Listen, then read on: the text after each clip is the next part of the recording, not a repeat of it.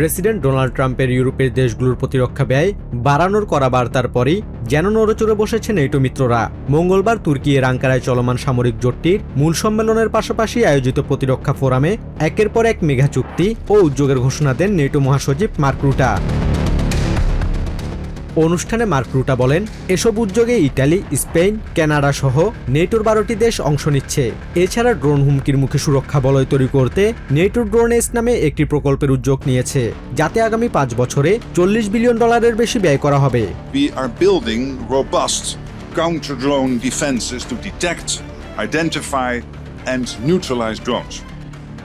That's how we protect our 1 billion people against the full range of drone threats. NATO মহাসচিবের এই বড় ঘোষণার পরপরই যৌথভাবে অস্ত্র ও ক্ষেপণাস্ত্র উৎপাদনের ক্ষেত্রে এক ঐতিহাসিক চুক্তি সই করে আমেরিকা ও ইউরোপের দেশগুলো।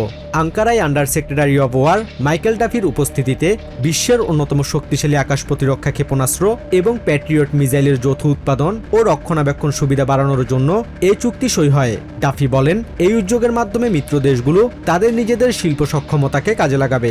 Through this initiative, allied nations are bringing their own industrial muscle to the table.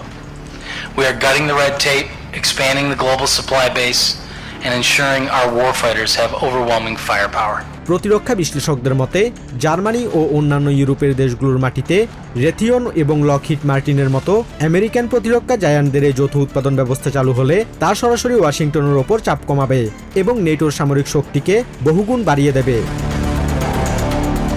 Basudeb Nath, TVN24 news desk.